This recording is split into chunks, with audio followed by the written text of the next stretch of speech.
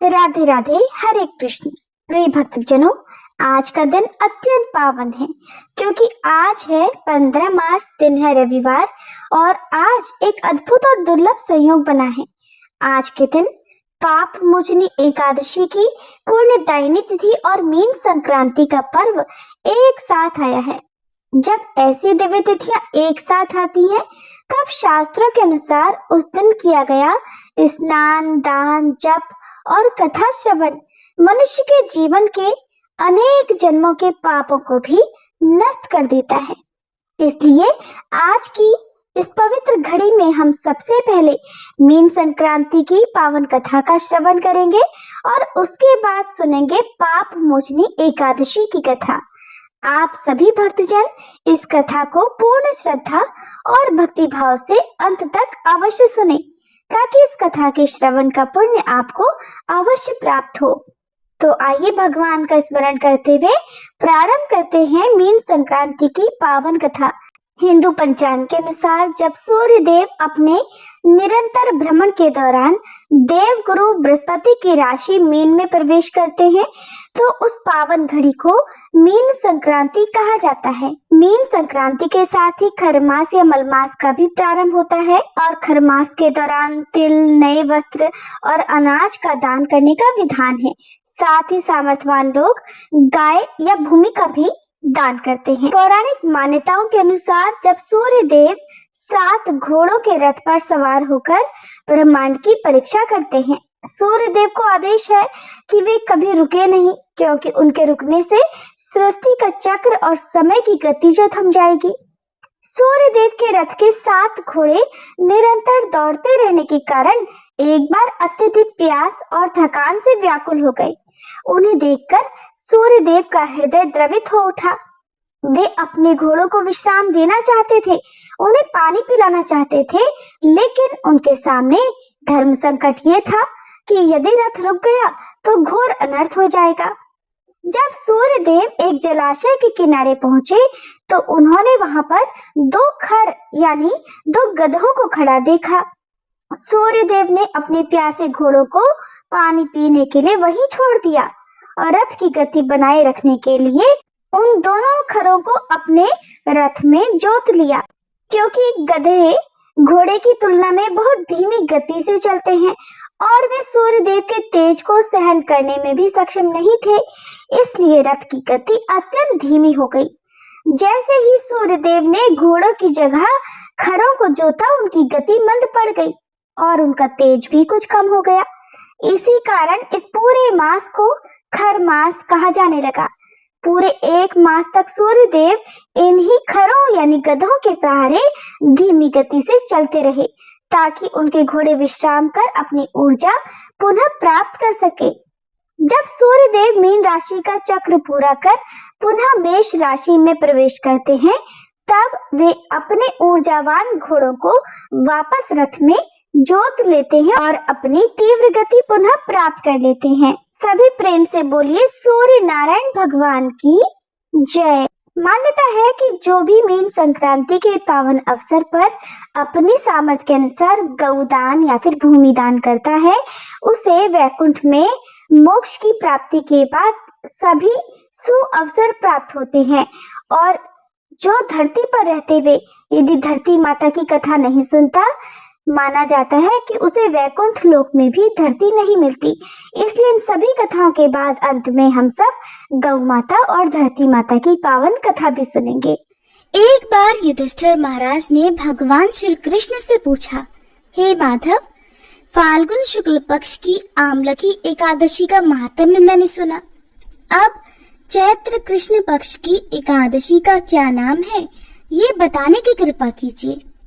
तब भगवान श्री कृष्ण बोले, हे राजन, सुनो, मैं इस विषय में एक पाप नाशक उपाख्यान का वर्णन करूंगा, जिसे चक्रवर्ती नरेश मांधाता के पूछने पर एक समय महर्षि लोमश ने कहा था। तुम भी इसे ध्यान पूर्वक सुनो। राजा मांधाता बोले, भगवान, मैं लोगों के हित की इच्छा से ये सुनना चाहता हूँ कि चैत्र मास के कृष्ण पक्ष में किस नाम की एकादशी होती है, उसकी क्या विधि है और उससे किस फल की प्राप्ति होती है? कृपया ये सब बातें मुझे बताइए। तब लोमश ऋषि कहने लगे, हे राजन, पूर्व समय की बात है। अप्सराओं से सेवित चैत्ररथ नामक वन में, जहाँ गंधर्वों की कन्याएं अपने किंकरों के साथ बाजे बजाती हुई विहार करती हैं, मंजू घोषा नाम की एक अप्सरा मुनिवर मेधावी को मोहित करने के लिए गई। वे महर्षि उसी वन में रहकर ब्रह्मचर्य का पालन करते थे। मंजू घोषा उन मुनि के भय से आश्रम से एक कोस दूर ही रुक गई और सुंदर ढंग से वीणा बजाती हुई मधुर स्वर से गीत गाने लगी। मुनि श्रेष्ठ मेधावी घूमते हुए उधर ही जा निकले और उस सुंदरी अप्सरा को इस प्रकार गायन करते देखकर सेना सहित कामदेव से परास्त होकर बरबस मोह के वशीभूत हो गए। मुनि की ऐसी अवस्था देखकर मंजू घोषा उनके समीप आई और वीणा नीचे रखकर उनका आलिंगन करने लगी। मेधावी भी सब कुछ भूलकर उसके साथ रमण करने लगे।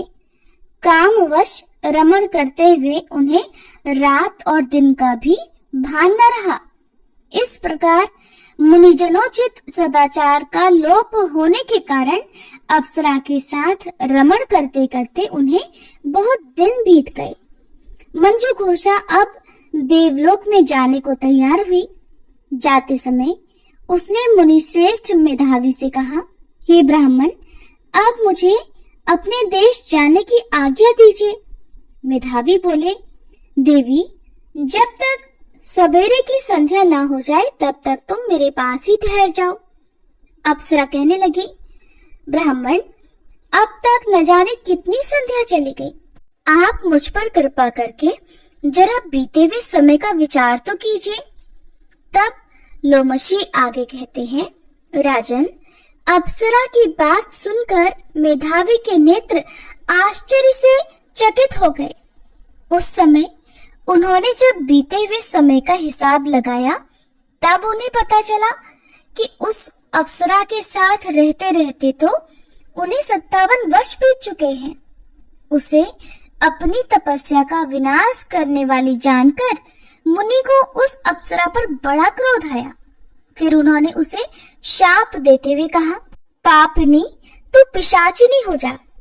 मुनि के शाप से दग्ध होकर वह विनय से नतमस्तक होकर हाथ जोड़कर बोली, हे विप्रवर, मेरे शाप का उद्धार कीजिए। 7 वाक्य बोलने या 7 कदम तक साथ चलने मात्र से ही सत्पुरुषों के साथ मैत्री हो जाती है। हे ब्राह्मण, मैंने तो आपके साथ अनेकों वर्ष बिताए हैं, इसलिए हे स्वामिन, मुझ पर आप कृपा कीजिए। तब मुनि बोले, भद्रे, मेरी बात सुनो, ये शाप से उद्धार करने वाली है। क्या करूं? तुमने मेरी बहुत बड़ी तपस्या नष्ट कर डाली है। चैत्र कृष्ण पक्ष में जो शुभ एकादशी आती है उसका नाम है पाप मोचनी। वह सभी पापों का नाश करने वाली है। सुंदरी, उसी का व्रत करने पर तुम्हारी यह पिशाचता दूर हो सकेगी। ऐसा कहकर मेधावी मुनि अपने पिता मुनिवर च्यवन के आश्रम पर गए और उनसे सारा वृतांत कह सुनाया। उन्हें आया देखकर च्यवन मुनि ने उनसे पूछा, बेटा, ये तुमने क्या किया?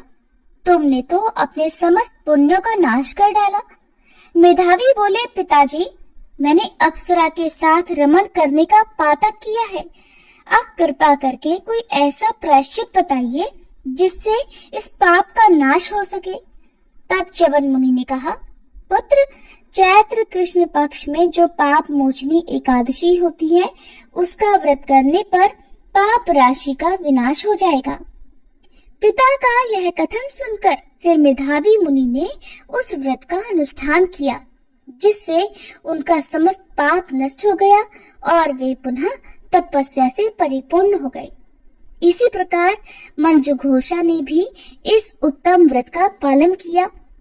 पाप मोचनी का व्रत करने के कारण वह पिशाच योनि से मुक्त हो गई और दिव्य रूप धारिणी श्रेष्ठ अप्सरा होकर स्वर्ग लोक को चली गई। तब लोमश ऋषि ने राजा मांधाता से कहा, राजन, जो श्रेष्ठ मनुष्य पाप मोचनी एकादशी का व्रत करते हैं, उनका सारा पाप नष्ट हो जाता है। इसको पढ़ने और सुनने से सहस्त्र गोदान का फल मिलता है। ब्रह्महत्या, स्वर्ण की चोरी, सुरापान और गुरुपत्नी गमन करने वाले महापातकी भी इस व्रत के करने मात्र से पाप मुक्त हो जाते हैं। यह व्रत बहुत ही पुण्यमय है। इस प्रकार धर्मराज युधिष्ठिर को पाप मोचनी एकादशी व्रत का महात्म्य सुनाकर भगवान श्री कृष्ण मौन हो गए। तब धर्मराज ने भी भगवान के बताए विधानानुसार इस व्रत का पालन किया। कथा समाप्त। सभी प्रेम से बोलिए पाप मोचनी एकादशी की जय। श्री लक्ष्मी नारायण भगवान की जय। अब सुनिए गौ माता की कथा। धारणा ये है कि ये कथा एक समय भीष्म पितामह ने युधिष्ठिर महाराज को सुनाई थी। दरअसल भीष्म पितामह का कहना था कि गाय का मूत्र और गोबर इतना गुणवान है कि इससे हर रोग का निवारण हो सकता है। इतना ही नहीं, इसमें माँ लक्ष्मी जी का भी वास होता है, इसलिए इसे बहुत ही शुभ माना जाता है। हमारे हिंदू धर्म में गाय को माता का दर्जा दिया जाता है। कुछ लोग इसे गाय माँ और कुछ गौ माता भी कहते हैं।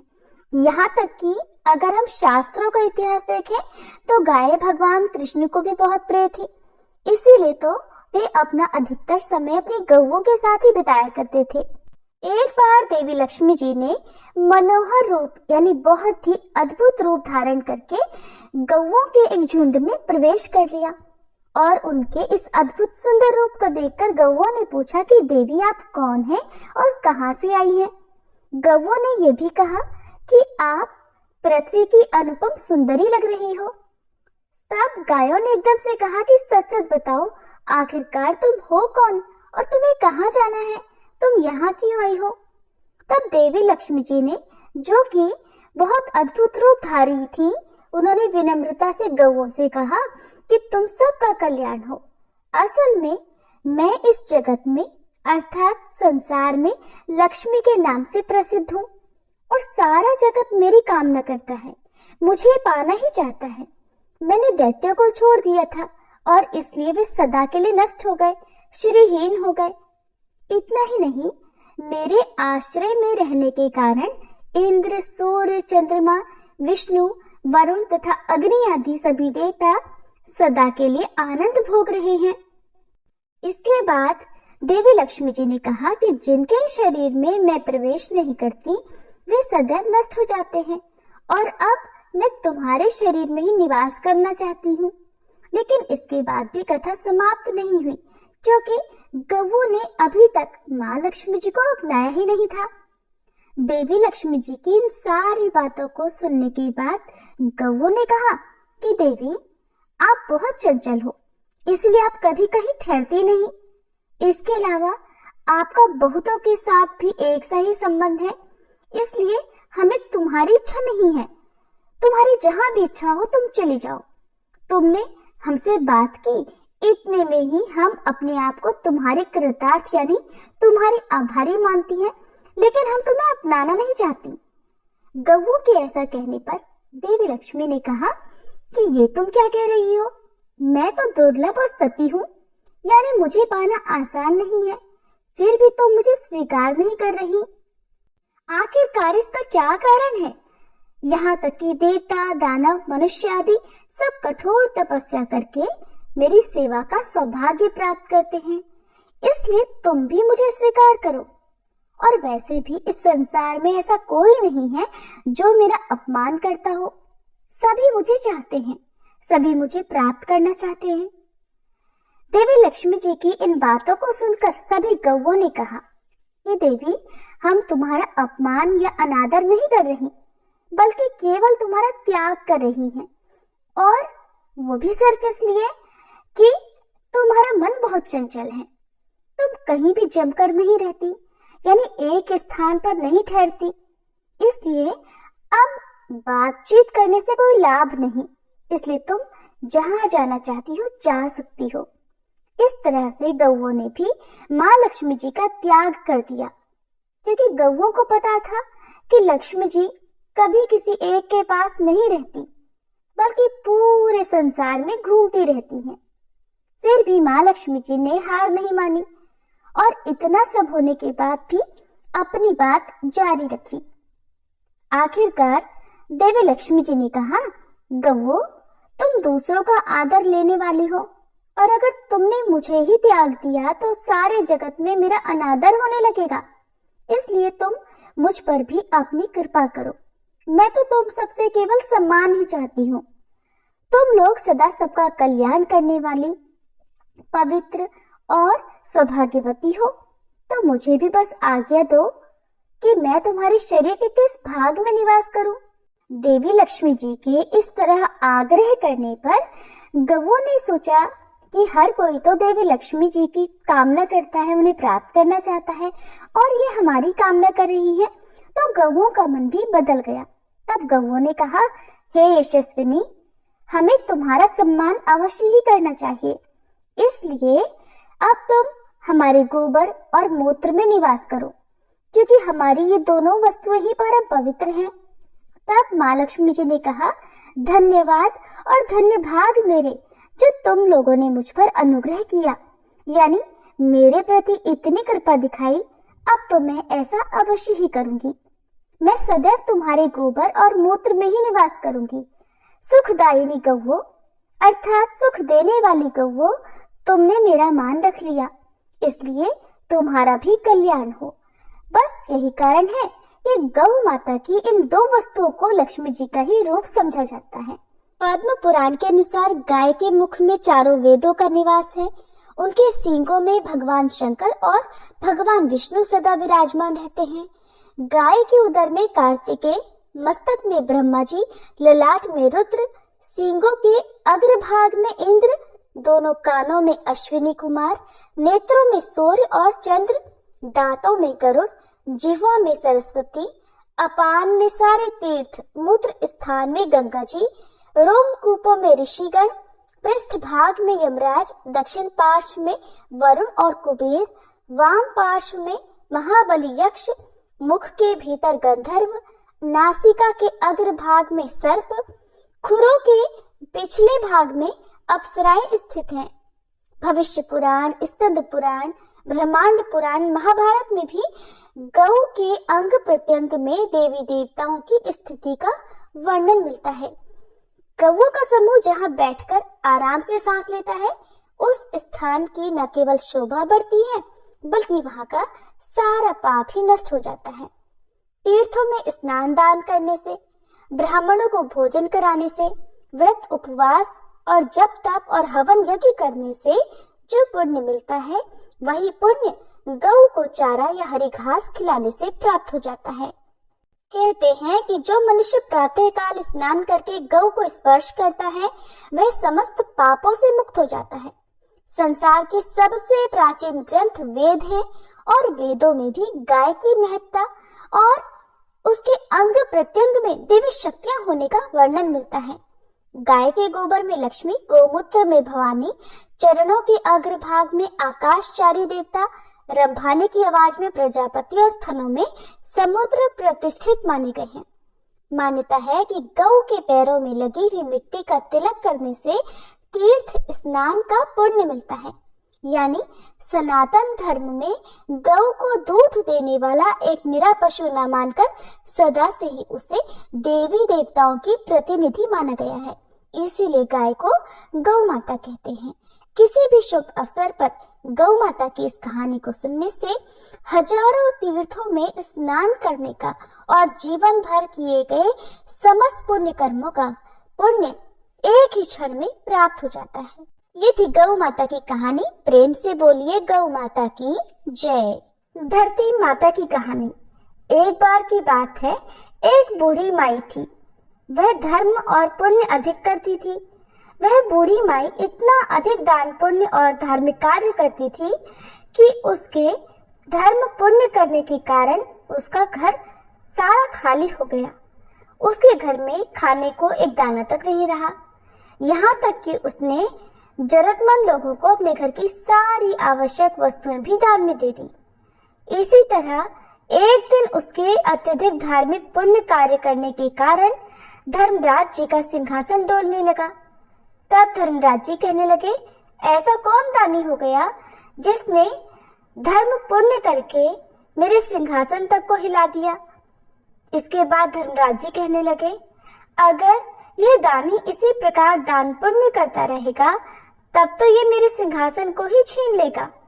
उन्होंने अपने दूत से कहा कि तुम जाकर इस दानी का पता लगाओ, और फिर धर्मराज जी ने इस कार्य के लिए यमराज जी को भेज दिया। यमराज जी ने दानी का पता लगाते हुए धरती पर आकर एक कोढ़ी व्यक्ति का रूप धारण कर लिया। फिर वह कोढ़ी रूप धारण करके उसी गांव में आ गए जहां वह बूढ़ी माई रहा करती थी। अब वह कोढ़ी सारे दिन गांव में कपड़ा मांगते हुए घूमता रहा, लेकिन किसी ने भी उसे तन ढकने के लिए कपड़ा नहीं दिया। सर्दियों का समय था, कड़ाके की ठंड पड़ रही थी और वह कोढ़ी फटे पुराने भेष में घूमते हुए सभी लोगों के घर के सामने से गुजरते हुए आवाज लगाता जा रहा था, कोई मुझे कपड़ा दे दो, कोई मुझे कपड़ा दे दो, तन ढकने के लिए मुझे कोई कपड़ा दे दो। लेकिन किसी ने भी उसकी इस आवाज की, उसकी बात की, उसकी बुरी दशा की परवाह ही नहीं की। सारा दिन वह कोढ़ी गांव भर में ऐसा ही कहता हुआ घूमता रहा। अब रात का समय हो चला था, चारों ओर घना कोहरा छाया हुआ था और वह कोढ़ी इसी प्रकार सभी के दरवाजे पर जा जाकर आवाज लगाता रहा। अब रात का समय हुआ तो वह उसी बुढ़िया माई के घर के आगे खड़ा हो गया और उसने आवाज लगाई। बुढ़िया माई को कोढ़ी की आवाज सुनाई पड़ी तो वह अपनी बहू से कहने लगी कि बहू जल्दी उठो और जाकर देखो कि बाहर कौन है। मुझे तो ये किसी मंगते भिखारी की आवाज लगती है, शायद उसे सर्दी लग रही होगी। तुम बाहर जाकर देखो तो जरा और उससे पूछो कि उसे क्या चाहिए। तब बहू अपनी सास की बात सुनकर कहने लगी, माँ जी, अपने द्वार पर तो कोई ना कोई आता ही रहता है मांगने के लिए। आप ना तो दिन में चैन लेती हैं और ना ही हमें रात में सोने देती हैं। देखिए माँ जी, रात के 12 बज गए हैं और इस समय मैं तो बाहर नहीं जाऊंगी। आपको खुद तो नींद आती नहीं है और आप हमें भी नहीं सोने देती। इस तरह कहकर 3 बड़ी बहुओं ने बाहर जाकर देखने के लिए मना कर दिया। अब चौथे नंबर की बहू कहने लगी, माँ आप चिंता मत कीजिए, मैं जाकर देखती हूँ दरवाजे पर बाहर कौन है। और फिर छोटी बहू ने आकर बाहर देखा कि दरवाजे पर तो एक कोढ़ी बैठा हुआ है।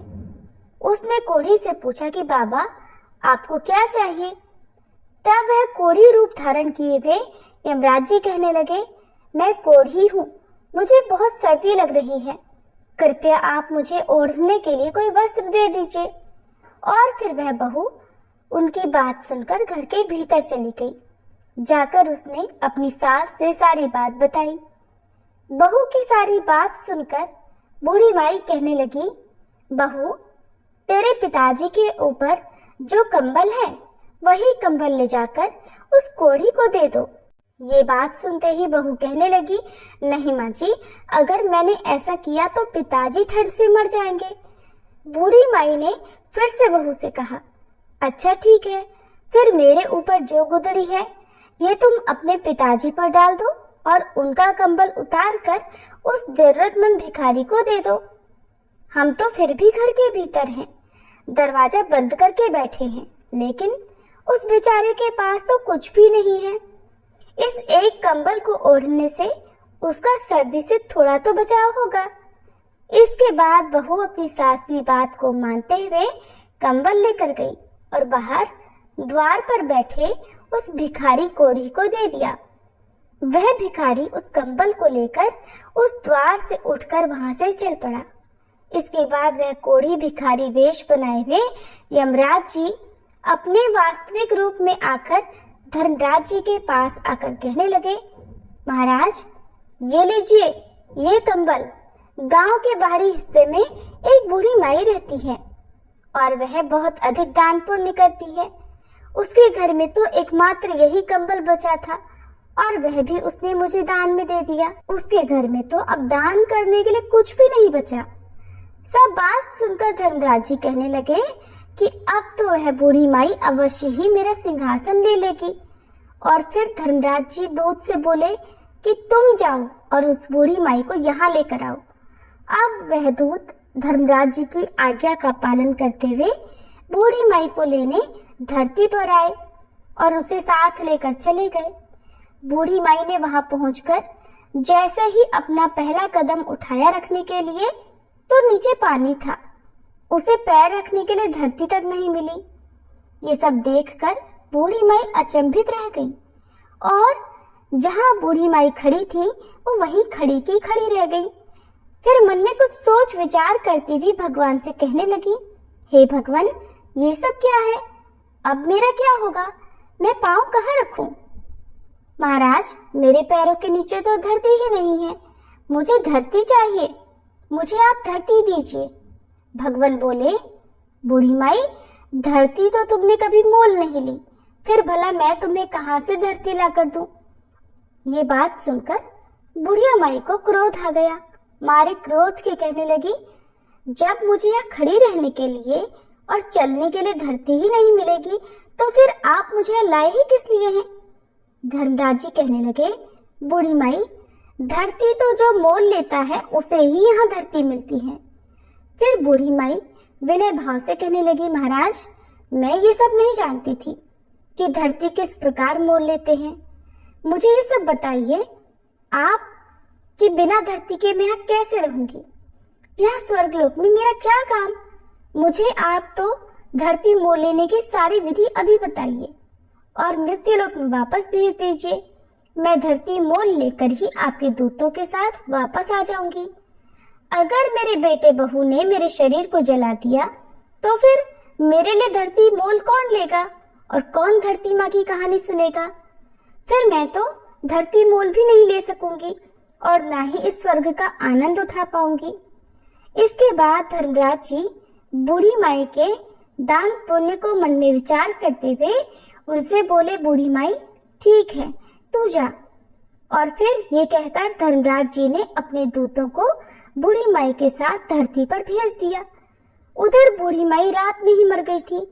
जब सुबह हुई तो बेटे और बहू ने उसके अंतिम संस्कार की तैयारी करनी आरंभ कर दी। जब सारी तैयारियां हो गई तब उसके बेटे अर्थी को उठाकर चलने लगे। अभी वह अर्थी के साथ आधे रास्ते में ही पहुंचे थे कि तभी वह बूढ़ी माई कहने लगी, अरे बेटा, तुम मुझे कहाँ लेकर जा रहे हो? तब उनका बड़ा बेटा कहने लगा, अरे माँ जी, इतनी जल्दी भूतनी कैसे बन गई? बूढ़ी माई कहने लगी, नहीं बेटा, मैं तो तेरी माँ हूँ। मैं तो 7 दिनों के लिए यहाँ वापस आई हूँ और ठीक 8वें दिन मैं यहाँ से वापस चली जाऊंगी। मुझे धर्मराज जी ने यहाँ भेजा है और धर्म पुण्य तो मैंने बहुत किए, लेकिन धरती माता की मैंने कभी कहानी नहीं सुनी। मैंने धरती मोल नहीं ली, इसलिए मुझे वहाँ धरती भी नहीं मिली। मैं जहाँ भी पैर रखती वहाँ पानी ही पानी हो जाता। फिर मेरे प्रार्थना करने पर धर्मराज जी ने मुझे यहाँ धरती माता की 7 दिन कहानी सुनने के लिए भेजा है। बेटा, ब्राह्मण को बुलाकर आज के दिन से ही मुझे धरती माता की कहानी सुनाना शुरू कर दो। 7 दिन कहानी सुनकर उद्यापन करके 8वें दिन मैं वापस वहीं चली जाऊंगी और फिर दोबारा लौटकर कभी नहीं आऊंगी। बूढ़ी माई के बेटे ने ये सारी बातें सुनी तो सारे के सारे बेटे असमंजस में पड़ गए।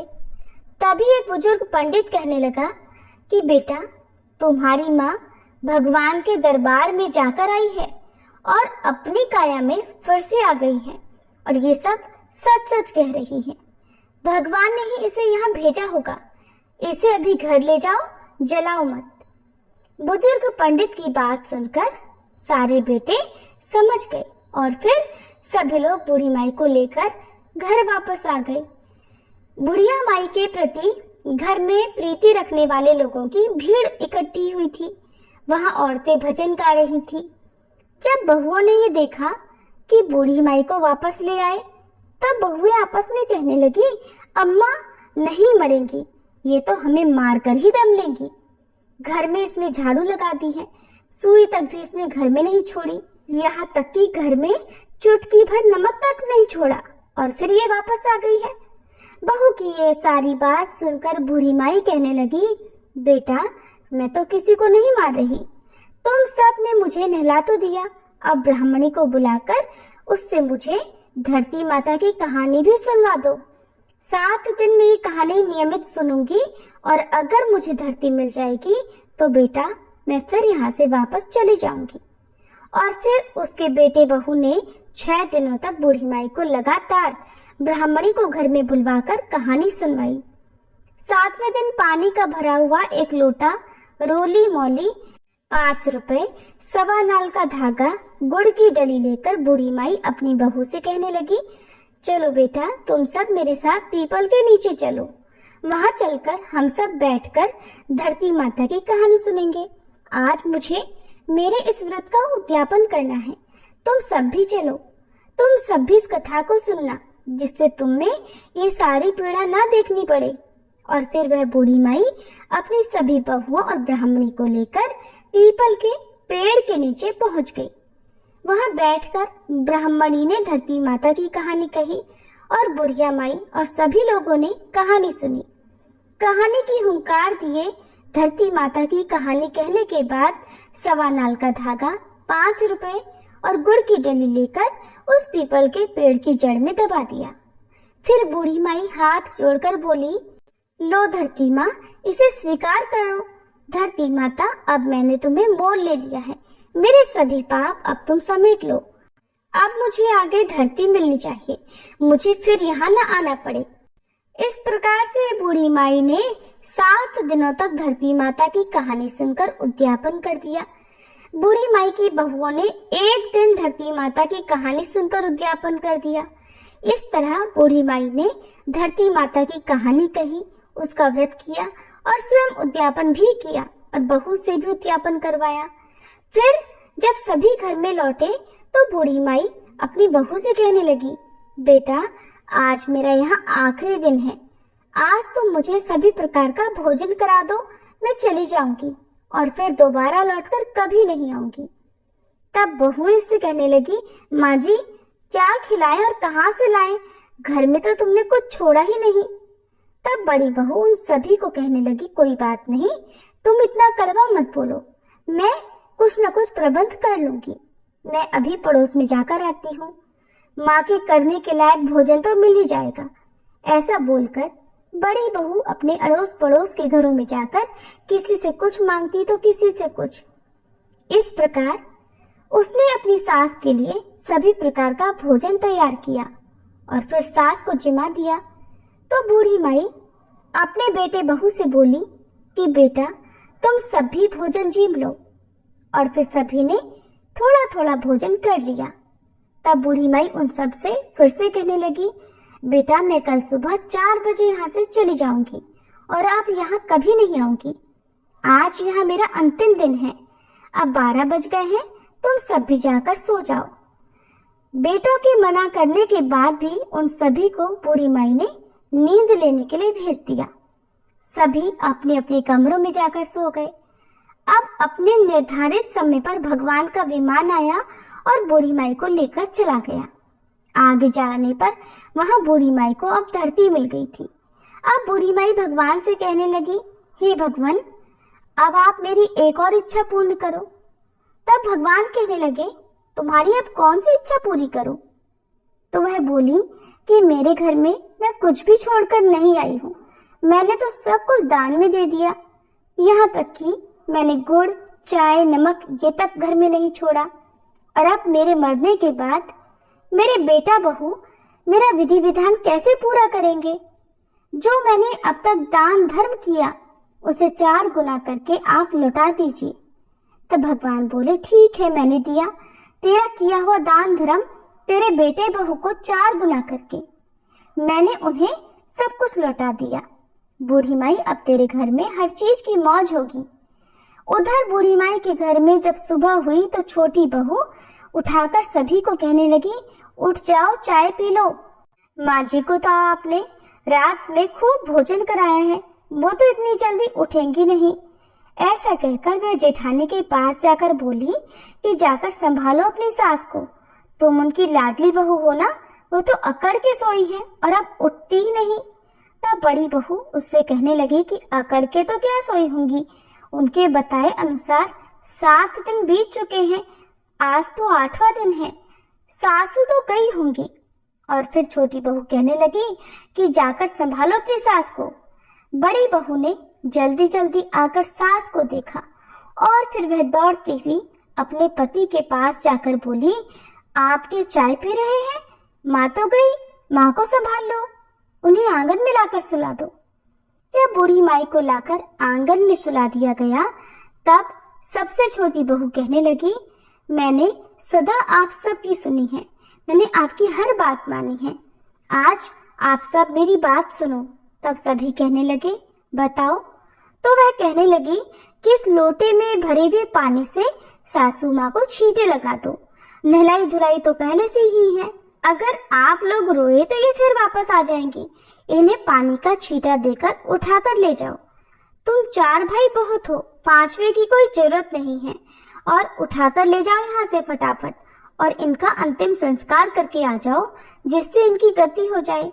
तब सारे भाई आपस में बात करने लगे कि पहले भी हम लोगों को इकट्ठा करके शर्मिंदा हो चुके हैं, अब बिना देर किए इनका कहना मान लेते हैं।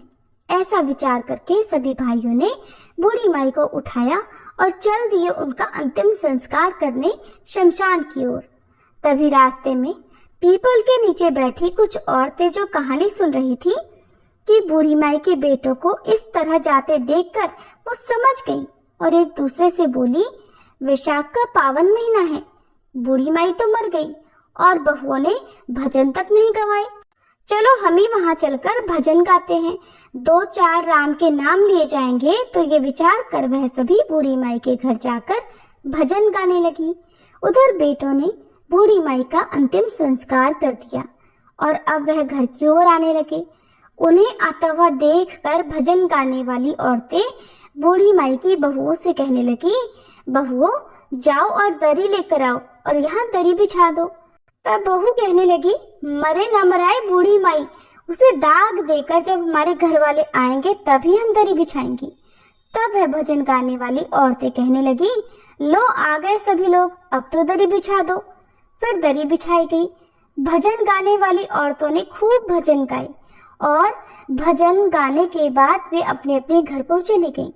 अब दरी पर बैठे हुए बूढ़ी माई के बेटे एक दूसरे का मुंह ताकने लगे और कहने लगे कि अब क्या करें और क्या नहीं करें, कहाँ से चाय पानी का प्रबंध करें। माँ तो गई और घर में कुछ भी नहीं छोड़ा। अब अड़ोसी पड़ोसी भी आपस में चर्चा करने लगे, चलो भाई आज तो बूढ़ी माई के परिवार को चाय पानी पिला कर आए, उनको रोटी पानी खिलाएं। आज ही उनकी माँ मरी है, अब की बार तो वह मर ही गई है, आज तो खिला पिला आते हैं, कल से अपना अपने आप देख लेंगे। तब उनमें से एक आदमी बोला, ठीक है, आज मैं जाता हूँ उसके घर और उन्हें चाय भी देकर आता हूँ और उनका हालचाल भी पूछ कर आऊंगा। और फिर उस पड़ोसी ने अपनी पत्नी से चाय बनवाई। फिर चाय लेकर वह बूढ़ी माई के घर की ओर चल पड़ा। उधर बूढ़ी माई के बेटे की बड़ी बहू अपने परिवारजनों को चिंतामग्न देखकर घर के भीतर गई और फिर जैसे ही उसने बूढ़ी माई का संदूक खोला तो उसमें तो नोटों की गड्डियां देखी, वो दंग रह गई। रसोई में गई तो वहां आटे के बोरे, गुड़, खांड के कट्टे भरे हुए मिले। उसे नमक, मिर्च और सारे मसाले, सब सब्जियां मिली। यहाँ तक कि रसोई में सारी सामग्रियां भरी हुई थी। ये देखकर वो तो बहुत खुश हुई। सोचने लगी कि माँ अपने बेटे पोतों के लिए बड़ा दान धर्म करती थी, अपने घर में तो वह धन माँ वापस देकर गई है। ये सोचकर वह खुशी खुशी बाहर आई और अपने पति से बोली, सुनो एक बार आप अंदर तो आओ। उसका पति बोला, अभी अभी तो माँ को दाग देकर आए हैं, किसी के घर कैसे जाएं? किसी से क्या मांगे और क्या करें? अरे थोड़ी देर तो शांति रखो। तब वह बहू बोली कि आप एक बार अपने घर के अंदर आइए, बाहर कहीं जाने की जरूरत नहीं। यह सुनकर वह अंदर गया और अपनी पत्नी के कहे अनुसार उसने संदूक खोलकर देखा कि माँ की संदूक में तो नोटों की गड्डियां भरी हैं। फिर वह बोली कि अब आप रसोई घर में चलिए। वह रसोई में गया तो वहां पूरी सामग्री से भरी हुई रसोई को देखकर अपनी पत्नी से बोला कि माँ तो हमें बहुत सारा धन देकर गई है। और फिर वे दोनों बाहर आए और दरी पर बैठ गए। थोड़ी देर के बाद बड़ी बहू अपनी देवरानियों से बोली, उठो और चूल्हे पर चाय चढ़ाओ, चावल चढ़ाओ और रोटी सब्जी बनाओ। कांधियों को जिमाओ, हमारे घर में सब कुछ है। तुम अंदर जाओ और जाकर सारा इंतजाम करो।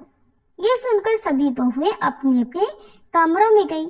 सभी ने अपने अपने संदूक खोले तो बड़ी बहू के संदूक में चौगुना धन मिला। बाकी सबके संदूक में थोड़ा थोड़ा और सबसे छोटी बहू के जैसा था वैसा ही रह गया, क्योंकि उसने बूढ़ी माई की कभी सेवा तो नहीं की थी।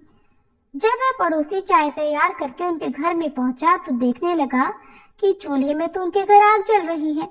कहीं सब्जी, कहीं चाय, कहीं रोटी तो कहीं दाल पक रही है। ये देखकर पड़ोसी विचार मगन हो गया और सोचने लगा, इनका तो सब काम बड़े ठाट से चल रहा है। फिर वह बूढ़ी माई के बेटों से बोला, चाय लेकर आया हूँ, आप सब चाय पी लो।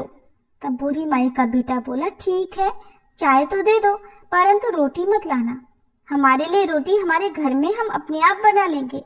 हमारी माँ हमें सब कुछ देकर गई है। उसने हमारे लिए ही दान पुण्य किया था, वो फिर हमें सब कुछ देकर गई है। हे धरती माता, जैसे आपने बूढ़ी माई का अगला और पिछला सुधार किया, वैसे ही सबका सुधार करना। जैसे बूढ़ी माई को धरती मिली, वैसे ही धरती माता सबको मिले। सभी प्रेम से बोलिए, धरती माता की जय।